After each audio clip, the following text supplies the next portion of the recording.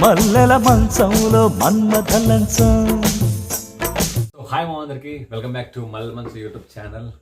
So ఈరోజు video ఏంటంటే, మొన్న లైవ్లోకి వచ్చినప్పుడు ఏదో ఊరికే అట్లా చెప్పాను, లవ్ స్టోరీ నాది చెప్తానని చెప్పి. చాలామంది చాలా కామెంట్స్ అయితే పెట్టినారు, బ్రో ఒకసారి చెప్పండి, మర్చిపోయినావా ఏంది అది అని. సో యాక్చువల్గా ఏంటంటే సరే, దీంతో పాటు మనం చెప్దాం హూ ఇస్ మల్లెల మంచం, అసలు మల్లెల మంచం ఎవడు, యాడుంటాడు, ఏం చేస్తుంటాడు, ఎందుకు యూట్యూబ్లోకి వచ్చినాడు, అదంతా చెప్దాం. చెప్పు, ఏదో ఏదో ఒక్కటి చెప్పు. సో ఈ వీడియో జస్ట్ నార్మల్గా మన ఇంట్రడక్షన్ అనేది జనాలకు తెలియాలి కాబట్టి, నేను ఎవరు ఏంటి, అసలు ఎలా యూట్యూబ్ ఛానల్ స్టార్ట్ చేసిన, ఎందుకు స్టార్ట్ చేసిన అంతా తెలియాలి కాబట్టి ఈ వీడియో అయితే తీయడం జరుగుతుంది. సో నా అసలు పేరు యశ్వంత్. మాది కడప దగ్గర ఒంటిమిట్ట దగ్గర మాధవరం అనే కొత్త మాధవరం అయితే ఊరుంది. సో నేను, అమ్మ, తమ్ముడు. మా నాన్నగారు చనిపోయారు 2021 జాన్లో చనిపోయారు మా నాన్నగారు. సో దాని తర్వాత డిగ్రీ అయిపోయిన తర్వాత, అంటే లైక్ డిగ్రీ ఆ ఎండింగ్ స్టేజ్లో ఉన్నప్పుడు నాన్న చనిపోయినాడు. ఆ తర్వాత కరోనా లాక్డౌన్ అట్లాంటి సంథింగ్ అది జరుగుతూ వెళ్ళిపోయింది.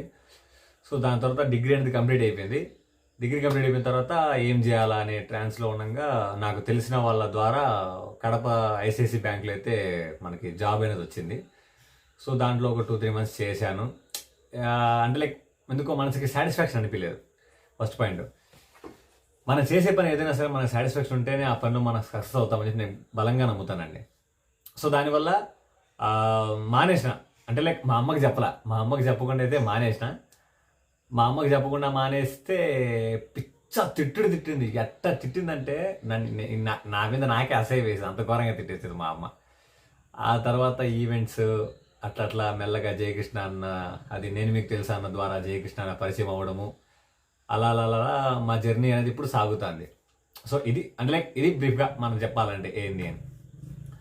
మల్లెల మంచం అనే పేరు ఎందుకు పెట్టినావు, ఎవరిది ఐడియా అది ఇది అని అంటే, యాక్చువల్గా ఛానల్ పెట్టాలనే ఐడియా మైండ్లోకి వచ్చినప్పుడు మా అమ్మ, నేను, మా తమ్ముడు కూర్చొని మాట్లాడుతా అంటే, ఎందుకో మా తమ్ముడికి ఎందుకు అనిపించిందేమో మల్లెల మంచం అని పెట్టానా అన్నాడు.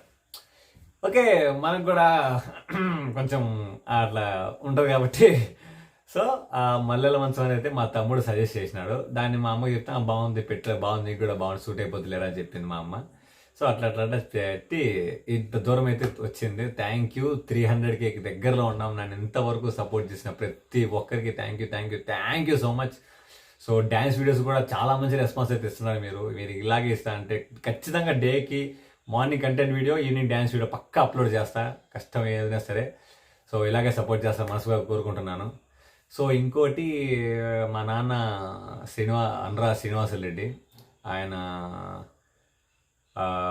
2018 ఎండింగ్ ఆ స్టేజ్లో ఉన్నప్పుడు ప్యానిక్రియాస్ అనేది చెడిపోయింది మా నాన్నకి. సో ఆ ప్యానిక్రియాస్ చెడిపోవడం వల్ల తినే తిండి, నీళ్ళు తాగాలన్నా, అన్నం తినాలన్నా బాగా ఇబ్బంది పడేవాడు మా నాన్న.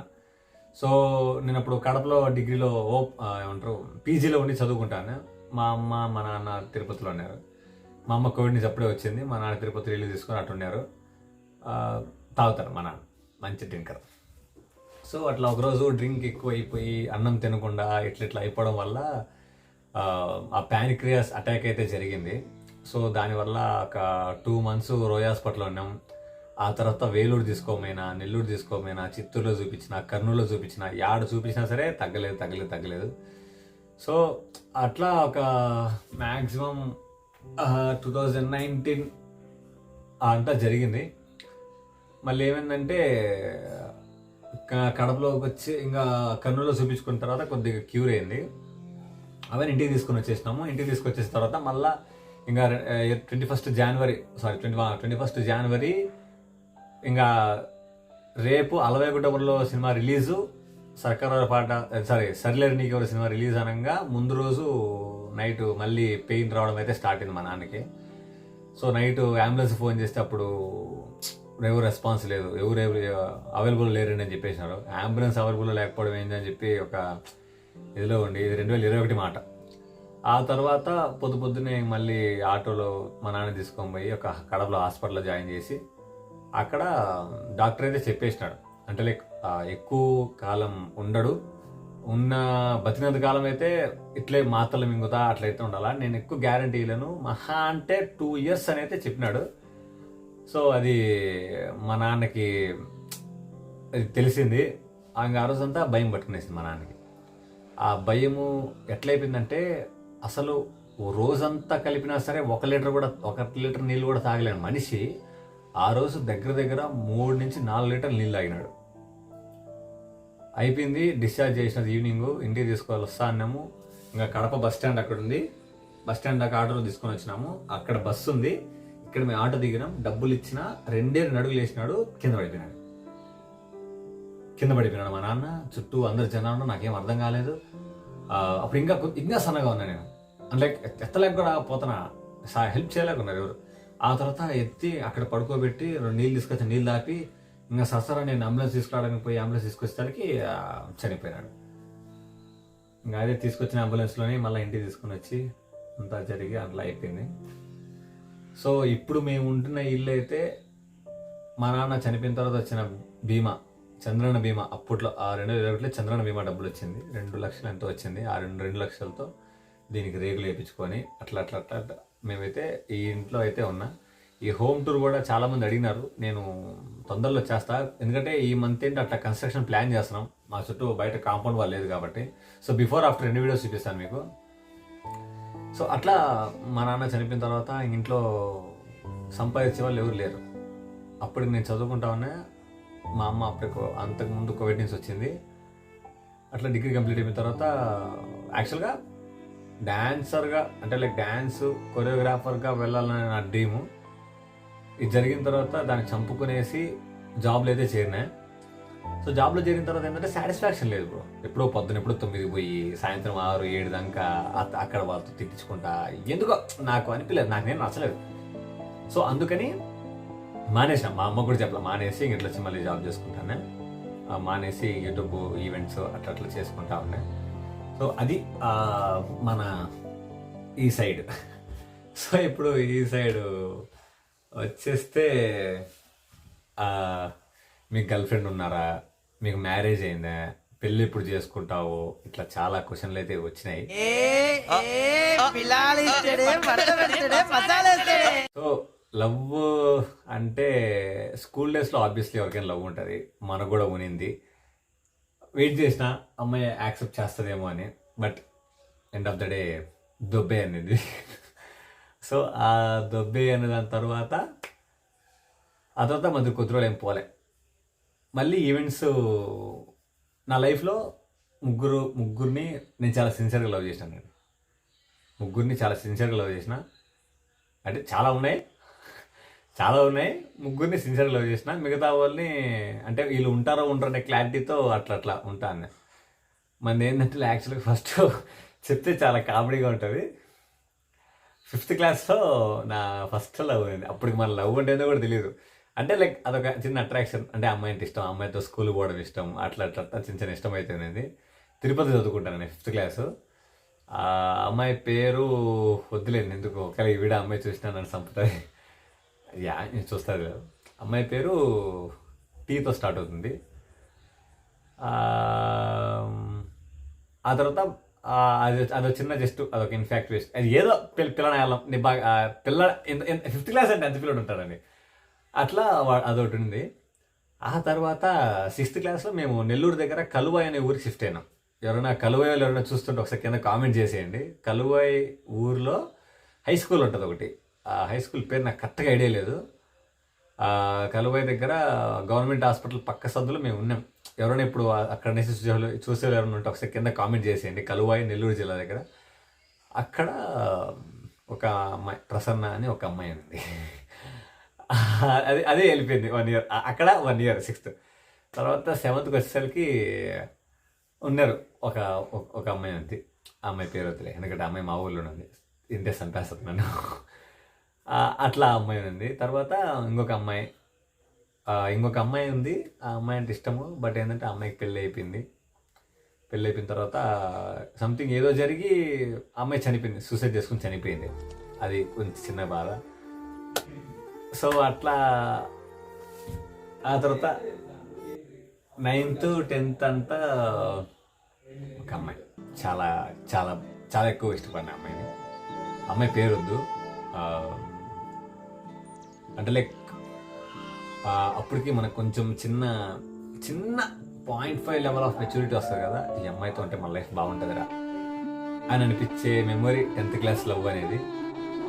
సో దాని తర్వాత వెయిట్ చేసిన అమ్మాయి కోసం, మనకి ఓకే చెప్తాదేమో అని, బట్ ఛాన్స్ లేదు. అమ్మాయికి పెళ్ళి అయిపోయింది, ఇప్పుడు తను చాలా హ్యాపీగా ఉంది, మనకు అదే సంతోషం. సో ఆ తర్వాత ఈవెంట్స్లోకి అడుగుపెట్టిన తర్వాత ఒక మేడం తగిలింది. అమ్మాయి పేరు వద్దు, ఏవద్దు. ఈవెంట్స్లోకి వచ్చిన తర్వాత ఒక అమ్మాయి పరిచయం అయింది. అమ్మాయి ఉంటాయని చెప్పింది. నేను తీసుకున్న డెసిషన్స్లో ద మోస్ట్ రిగ్రెట్ డెసిషన్ మాత్రం ఇదే. నేను అమ్మాయిని అంటే లైక్ మనతో ఉంటుందేమో అని అనుకోవడం నేను చేసుకునే చాలా పెద్ద తప్ప. నేను మైండ్లో పెట్టుకున్న చాలా పెద్ద మిస్టేక్, బ్లండర్ మిస్టేక్ అది. అమ్మాయి ఉంటుంది అనుకొని చాలా హోప్స్ అయితే పెట్టుకున్నా అమ్మాయి కోసం. నేను అమ్మాయి కష్టం వస్తే నేను తన కష్టం నా కష్టంగా అనుకొని, ఏ చిన్నదైనా అంటే లైక్ మీకు ఎలా చెప్పాలంటే, కాలు కింద పెట్టనీయకుండా ఒక తండ్రి కూతుర్ని ఎలా చూసుకుంటాడో అలా ఆ అమ్మాయిని అనుకొని ఆ అమ్మాయితో ఉన్నా నేను. అంటే లైక్ చూసుకున్నాను, తనకి ఏ చిన్న కష్టం వచ్చినా పోయి అడగడం, మాట్లాడడం, ఏమైంది అని చెప్పడం, అది అంతా చెప్పడం అంతా జరిగింది. దాని తర్వాత ఏమైందంటే, వన్స్ అపాన్ ఎ టైం ఆమె సమ్ రీజన్స్, ఆ అమ్మాయి పర్సనల్ రీజన్స్ వల్ల వెళ్ళిపోయింది.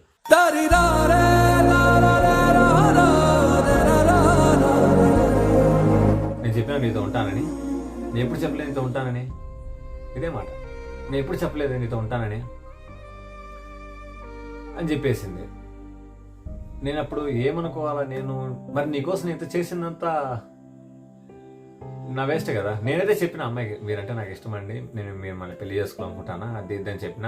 మా అమ్మకు కూడా అమ్మాయి తెలుసు, నేను చేసిన ఎవరమంతా మా అమ్మకి తెలుసు. తర్వాత ఆ అమ్మాయి ఏమో అది చెప్పడం, అది ఇప్పుడు కరెక్ట్ కాదు నాకు తెలియదు. నేనైతే చాలా ఇష్టపడినా గైస్. ఆ తర్వాత అమ్మాయి డిసిషన్ అది. నాకు అనిపించేదాల్లో ఏంటంటే, నీకు ఇష్టం లేనప్పుడు మాతో ఎందుకున్నారు అంటే లైక్ నేను హెల్ప్ చేసి మీరు ఎందుకు హెల్ప్ చేసుకున్నారు, మీ కష్టాన్ని నాతో ఎందుకు చెప్పుకున్నారు, మీకు బాధ చూసినప్పుడు నాతో ఎందుకు చెప్పుకున్నారు, మీకు నేనంటే ఇష్టం లేనప్పుడు నేను ఇష్టమని చెప్పిన తర్వాతే మీరు నాతో ఉన్నారు. సో నా ఒపీనియన్ అయితే ఇది. ఆ తర్వాత ఆ అమ్మాయి సమ్ రీజన్స్, ఆ అమ్మాయి పాయింట్ ఆఫ్ వ్యూ అమ్మాయి కరెక్ట్ అవ్వచ్చు. సో నేను ఎప్పుడు ఎవరి ఒపీనియన్ నేను తప్పు పట్టను. మీరు ఆ అమ్మాయి వెళ్ళిపోయిన తర్వాత మీరు నన్ను డిస్టర్బ్ చేద్దామని చెప్పిన తర్వాత ఓకే ఫైన్. నేను ఇంతవరకు కూడా ఆ అమ్మాయికి ఏ రోజు కాల్ చేసి ఎందుకు చేసినావు అని ఏ రోజు ఆ అమ్మాయిని అడిగింది లేదు. ఆ అమ్మాయి నాకు ఫోన్ చేయట్లేదు, ఏం చేయట్లేదు, అంతా కేల్కతో దుకాణం బంద్, అది అయిపోయింది. ఆ తర్వాత ఇది కామెడీ, ఇది హైలైట్ కామెడీ. ఒక అమ్మాయి ఉంది, ఏంద్ర ఈడు మనిషా లేకపోతే ఇంకేమో అనుకుంటారు అనుకోవచ్చు. అంటే లైక్ గైస్, ట్రూ లవ్ కోసం వెయిట్ చేస్తున్నా అంటుండే అనుకోండి, నా మనసు ఒక పుష్పగవానం లాంటిది. ఎంతమంది అమ్మాయిలు వచ్చినా ఇంకా ఒక ప్లేస్ ఉంటుంది. అంటే నేను ఏంటంటే జనరల్గా నమ్మేస్తానండి. నాతో ఒక మనిషి ఒక పర్సనల్గా వాళ్ళ పర్సనల్ షేర్ చేసుకుంటే, నాతో కొంచెం ఎమోషనల్గా ట్రావెల్ అయినారంటే నేను వాళ్ళు ఓన్ చేసుకునేస్తా. వాళ్ళు ఇంకా నాకే అది నా మిస్టేకు, అది నా ఏమంటుందని, అది నా పిచ్చితనం ఏమో తెలియదు, కానీ అది ఓన్ చేసుకోవడం బాగా ఇదైపోయింది. ఆ తర్వాత అమ్మాయి పరిచిపోయింది. వాళ్ళ అమ్మతో కూడా మాట్లాడాం. వాళ్ళ అమ్మకు కూడా ఇష్టం, ఆ అమ్మాయికి ఇష్టం, మా అమ్మకి ఇష్టం, నాకు ఇష్టం. బాగా జరిగింది ఒక 2-3 months. ఇది రీసెంట్గా జరిగింది. హైలైట్ కామెడీ అంటే ఇది రీసెంట్గానే జరిగింది. పెళ్ళికి కూడా వాళ్ళు ఒప్పుకున్నారు. అంటే వాళ్ళ నాన్నగారికి తెలీదు, వాళ్ళ అమ్మగారికి, ఆ అమ్మాయికి తెలుసు, ఆ అమ్మాయికి ఇష్టం అని చెప్పి వాళ్ళ అమ్మకి చెప్పింది. అంటే ఆ అమ్మాయికి లైక్ మ్యాచెస్ వస్తూ ఉంటే ఇట్లా ఎవరు ఉన్నారా వాళ్ళ అమ్మ అడిగితే నా పేరు చెప్పిందంట అమ్మాయి. అంతకుముందు మా ఇద్దరు పరిచయం. సో వాళ్ళమ్మ నాకు కాల్ చేసి ఇట్లా అని చెప్పింది అమ్మాయి, మీరేమంటారు అని. నాదేముందండి, ఎప్పటికైనా పెళ్ళి నాకు కూడా కొంచెం అంటే లైక్ ఒక ఈ ఏజ్లో మనకంటే ఒక తోడు ఉండాలి మా అమ్మకు కొంచెం హెల్త్ కూడా బాగుంటుంది కాబట్టి సరే చేసుకుంటే ఇంట్లో అమ్మ కూడా సపోర్టివ్గా ఉంటుంది, నాకు కూడా కొంచెం ఎమోషనల్ సపోర్ట్ వస్తుంది, ఏదన్నా ఉంటుందేమో అనే దీంతో నాకు ఇష్టమేనండి. మీకు ఓకే అంటే నాకేం అభ్యంతరం లేదు, మా ఇంట్లో ఎలాంటి అభ్యంతరం లేదు, మా ఇంట్లో నాకు ఏది చెప్తే అదే. మా అమ్మ ఎప్పుడు చాలా ఫ్రెండ్లీగా ఉంటుంది, మీకు ఎలాంటి ఇబ్బంది ఉండదు. అది చెప్పి మొత్తం అంతా అంటే సంబంధం ఇంట్లో అంతా మాట్లాడలేదు, కానీ వాళ్ళ అమ్మ నాకు చెప్పడము. నేను 1 ఇయర్ టైం అడిగా, 1 ఇయర్ టైం అడిగా. నేను ఏమని అడిగానంటే, మీకు ఓకే అండి, నాకు ఓకే, మా ఇంట్లో ఓకే, బట్ ఏంటంటే నేను ఇప్పుడు ఇంకా కొంచెం సెటిల్ అవ్వలేదు. అంటే లైక్ సెటిల్ మీన్స్ పెద్ద లక్షలు కూడా సంపాదించింది కాదు, కానీ నాకు నేను చేసుకున్న అమ్మాయిని, మా అమ్మని, మా ఇల్లు చూసుకున్నంత నాకు ఇప్పుడే రావట్లేదు సంపాదన. ఇప్పుడిప్పుడే యూట్యూబ్ నుంచి రెవెన్యూ స్టార్ట్ అయింది నాకు, ఇంకా అంత రావట్లేదు.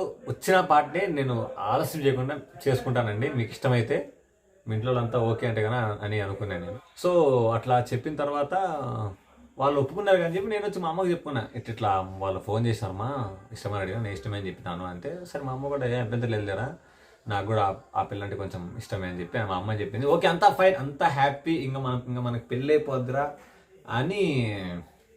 అంటే లైక్ పెళ్ళి అంటే దానికోసమే కాదు, పెళ్ళి ఇంకా చేసుకోవాలి కదా అనే ఇదిలో ఉన్నప్పుడు ఇంకా నేను కొద్దిగా సరే మనకి ఫిక్స్ అయింది కదా, మనకు కొంచెం కష్టపడాలి, మనకు కొంచెం బాగా డబ్బులు సంపాదించుకోవాలి, మనకి ఏదైనా ఇంట్రెస్ట్లో లైక్ ఛాన్స్ రావడానికి మనం ప్రూవ్ చేసుకోవాలి అనే టైంలో నేను యూట్యూబ్ మీద కొంచెం ఎక్కువ ఫోకస్ పెట్టని ట్రై చేసిన.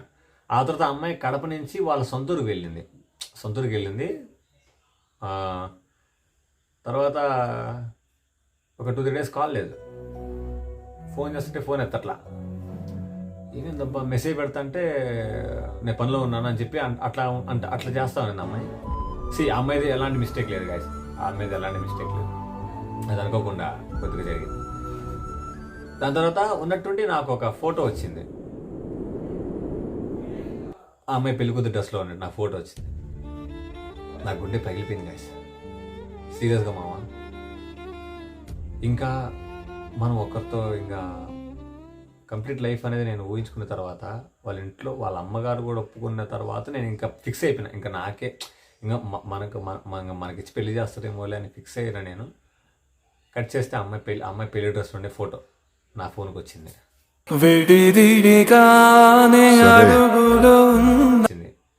అప్పుడు నాకు ఎవరైతే ఫోటో పంపించారు ఆ పర్సన్ నుంచి, కంగ్రాచులేషన్స్ అని.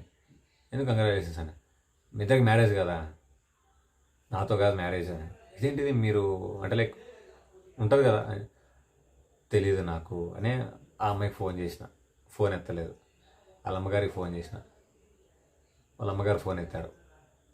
ఏంటంటే ఇది నాకు అనుకున్నారు కదా, మళ్ళీ సడన్గా ఏంటి అంటే నేను 1 ఇయర్ టైం అడిగాను, మీరు 1 ఇయర్ కూడా వెయిట్ చేయలేకపోయినారు అది అని. అంటే నేను చాలా ట్రై చేసిన యశ్వంత్, కానీ మా సారు అంటే లైక్ వాళ్ళ హస్బెండ్ కొద్దిగా ముందు పట్టుకొని అట్లా అనుకోకుండా అయిపోయింది, ఐఎమ్ సారీ అని.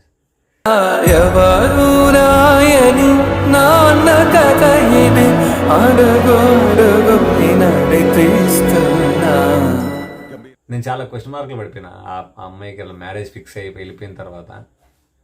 నాకు దాని నుంచి బయట రావడానికి కొద్దిగా టైం పట్టింది. అంటే లైక్ ఇంకా అమ్మాయిని మనకైనా ఫిక్స్ అయిపోయిన అమ్మాయికి మన కళ్ళ ముందు ఇంకొకరితో పెళ్ళి అయిపోయి, అది కొద్దిగా బాధ అనిపించింది, కొద్దిగా చాలా బాధ అనిపించింది. మా అమ్మ కూడా మా అమ్మ ఓకే, ప్రతి మదర్ ఏం చెప్తారు, ఇది కాకపోతే ఇంకొకరు అసలు నీకేం రా అంటే, ఇక్కడ అర్థం చేసుకునే తత్వం అమ్మాయి కొంచెం మంచిగా ఉంది అనిపించింది నాకు. ఆ అమ్మాయితో మాట్లాడితే సారీ అంతే.